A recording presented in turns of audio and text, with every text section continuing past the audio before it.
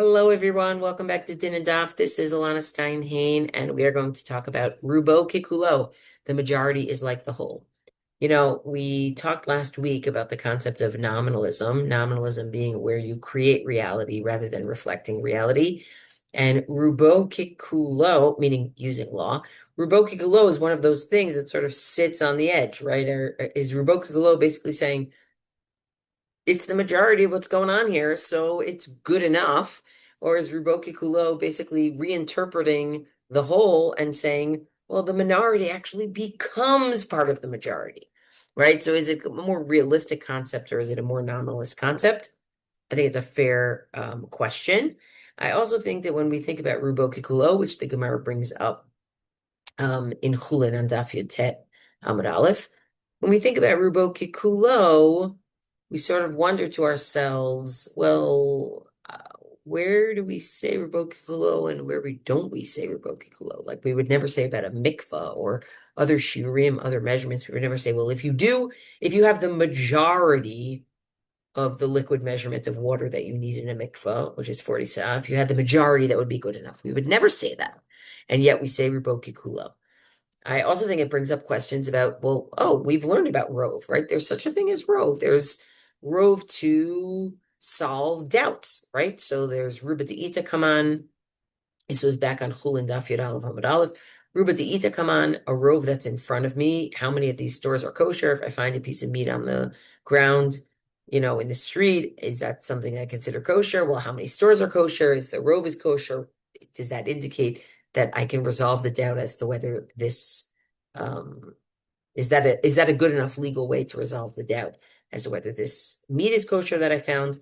There's also Ruba Deleta come on, right? A Rove that's not in front of me, meaning what do I presume about most people? What do we presume about most situations? What do we presume, right? So are most people fertile, for example? And that's also a question of resolving a doubt or legal presumptions in a situation where things are not or were not crystal clear. So what does Rubbo kכולו have to do with that world? Does it have something to do with that world, or are these all sort of disparate worlds out there? So I think we're going to get into that a little bit today, and start with the Gemara that actually tells us how we know the din of Rubbo kכולו. It's not going to tell us why it is the case that Rubbo kכולו, but it is going to tell us how we know that there is such a law. And it actually comes from the world of Nizirut.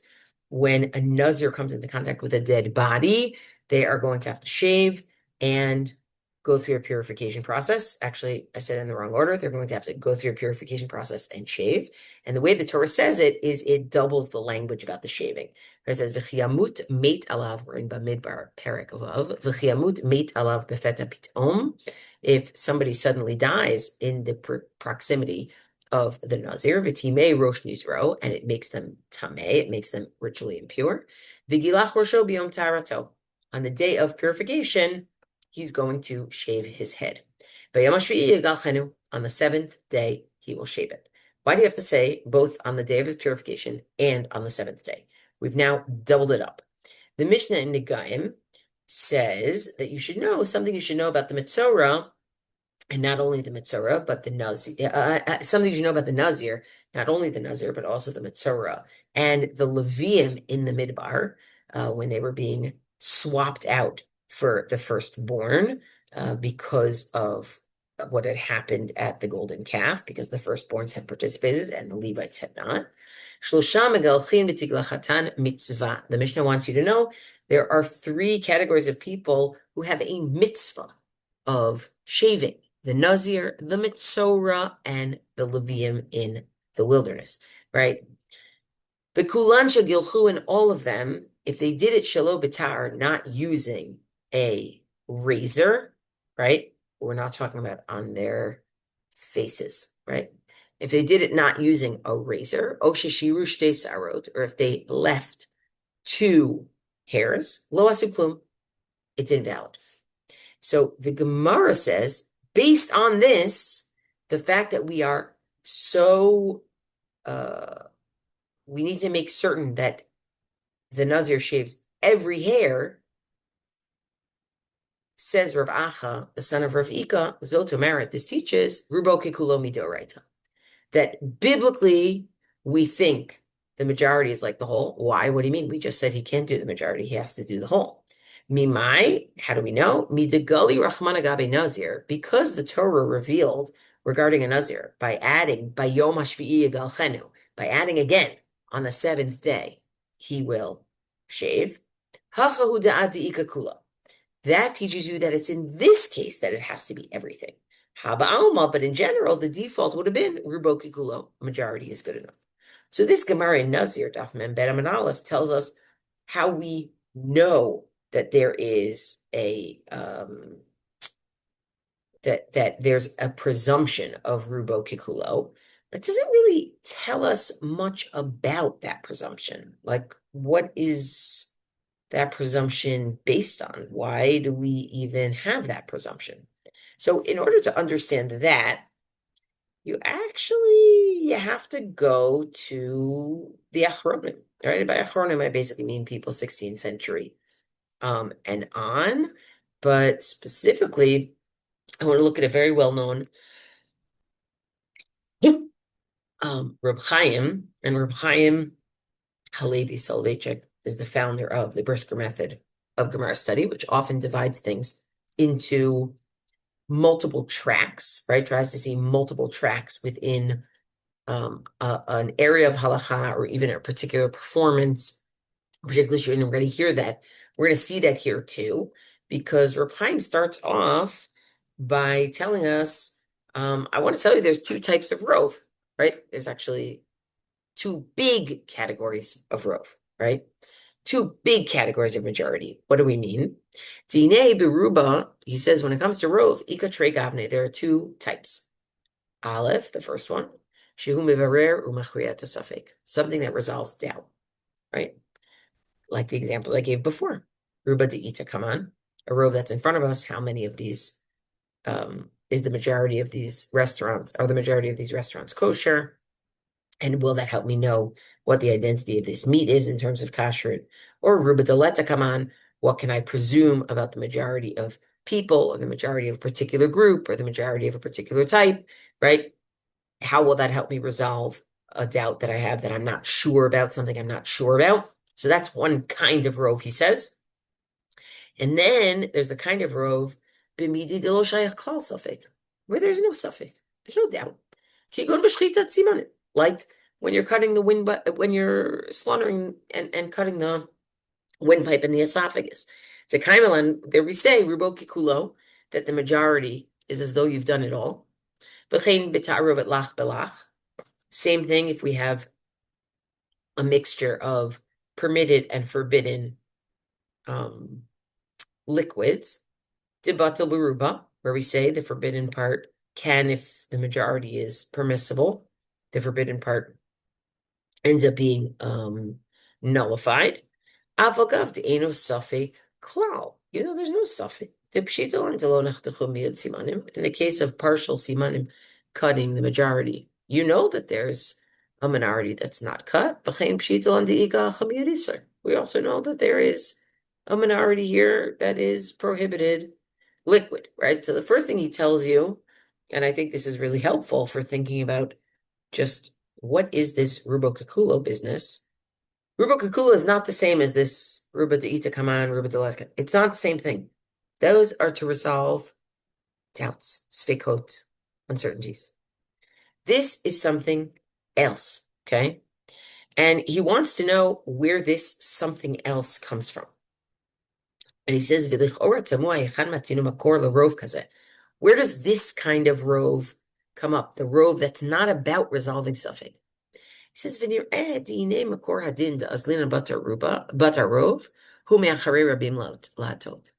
says, we know that following the rov, which, by the way, back on Chullin, following the rov, and certainly following the rov that's in front of us, comes from acharei rabim latot, right? Inclining after the majority. V'sham matzinu shnei dinim nifradim, and they're actually two different laws. V'al shnehem din echad me'acharei rabim latot, and actually both of them, right, have one law based on Acharei Rabin Latot. Avdi Inyanehem Nifradim Hima, even though they're separate. So he says, let me explain. Dinei b'dinei mamonot ba'inan gimel dayanim u'b'dinei nefashot kafkim. When it comes to financial matters, we need 3 judges, and when it comes to capital cases, we need 23. Now, when you go into the Gemara in Sanhedrin, it tells you the reason you know that is because of Acharei Rabim Latot. You know that because you're actually going to have to have, you can't have it be even. And then it goes further in terms of not having it be even. V'nei kashen, he says, I don't understand. Echaz linan batar rov.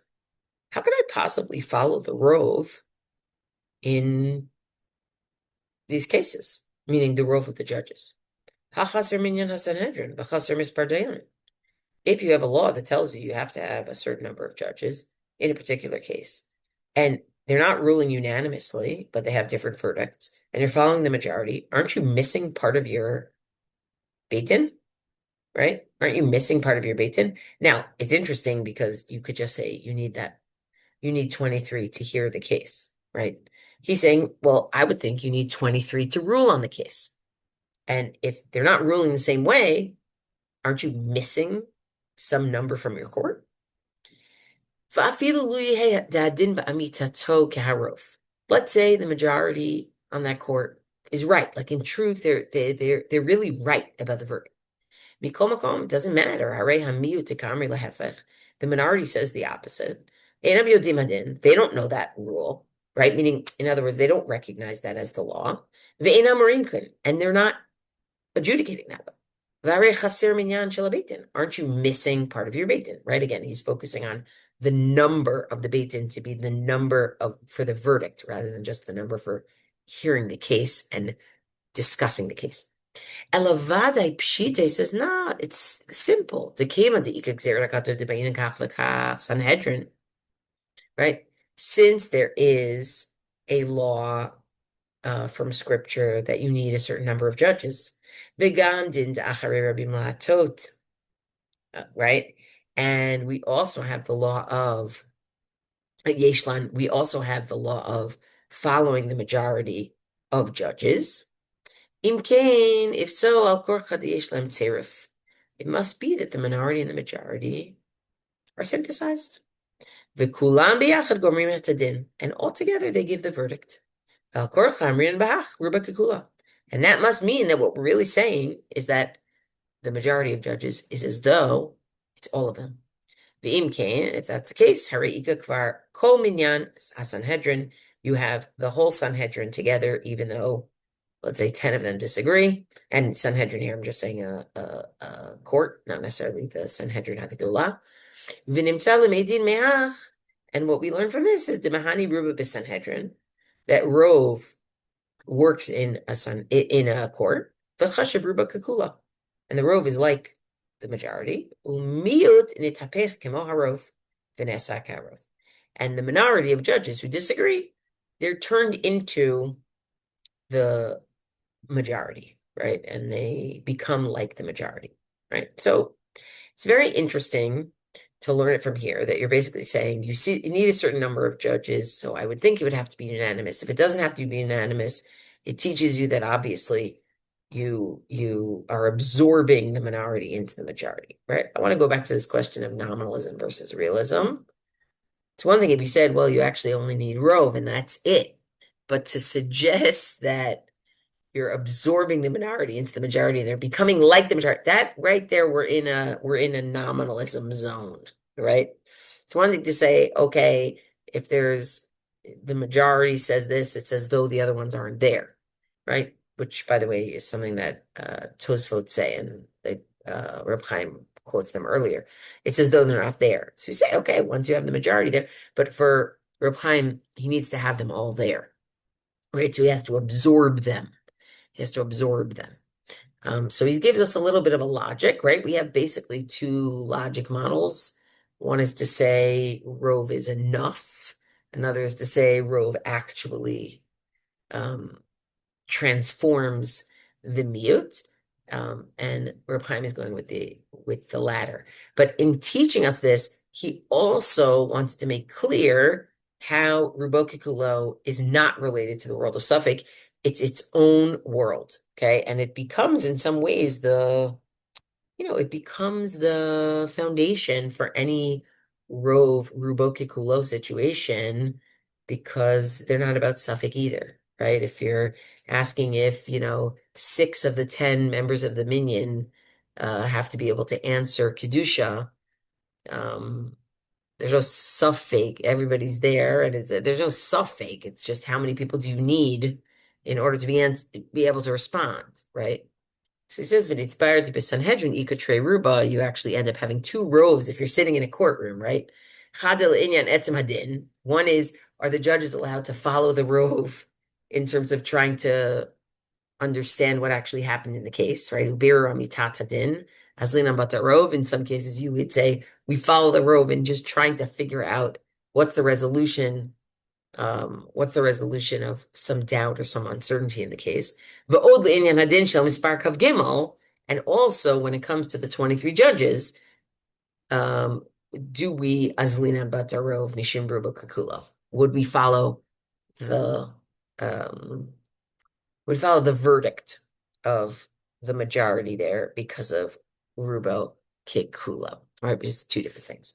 So that's sort of one piece of it, of the question of Rove's relationship to Rove. Rubo Kikulo's relationship to Rove. That one's about Suffolk.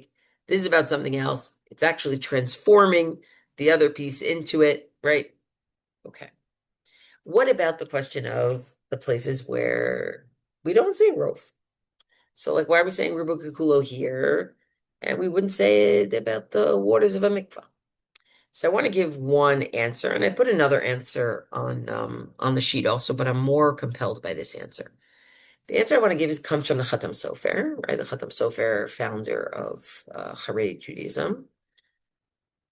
And he says as follows: Lufi Anyutati, he says, I think, in my humble opinion, that Lo Shayach Rubo Kikulo Elamitoch Kulo.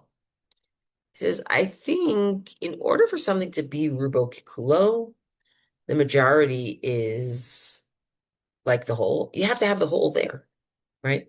Like the whole has to be there, meaning the WHOLE has to be there. The Sanhedrin Yalfina de Ba'inan Rove Mitoch Kol. Because when it comes to the Sanhedrin, for example, when we say we're following the majority, it's all the judges are there and we're following the majority's verdict.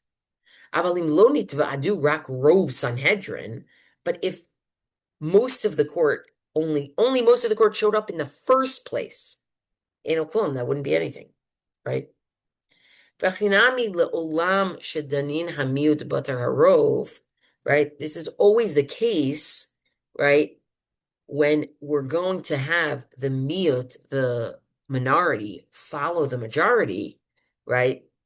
That's aval kulo bifaninu, but the whole is in front of us, right? Like it's there.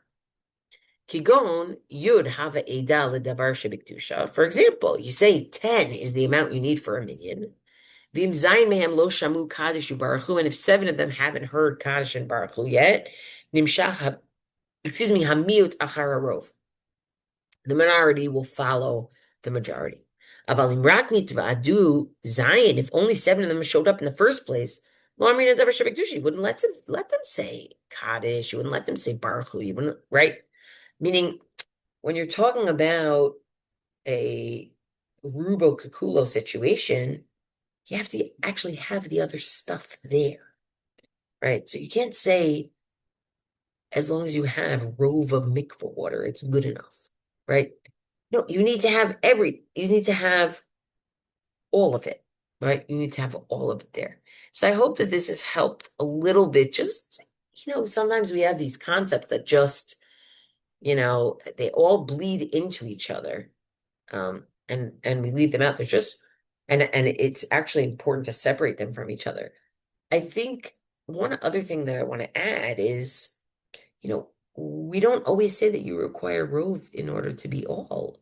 I mean, what's really interesting is, if God forbid someone's had the unfortunate situation of sitting shiva, you get up from Shiva, one gets up from Shiva after Shacharit on the seventh day. Why? Because we say, Miktsat Hayom Kekulo. Part of the day is like the whole day. So, there's a whole world of all of this, but I hope this helps sort of peel certain things back. And anybody who wants to listen to a share about the other kind of rove, we did one way back when, in the Bavas. We did one way back when. Thanks for learning with me, as always.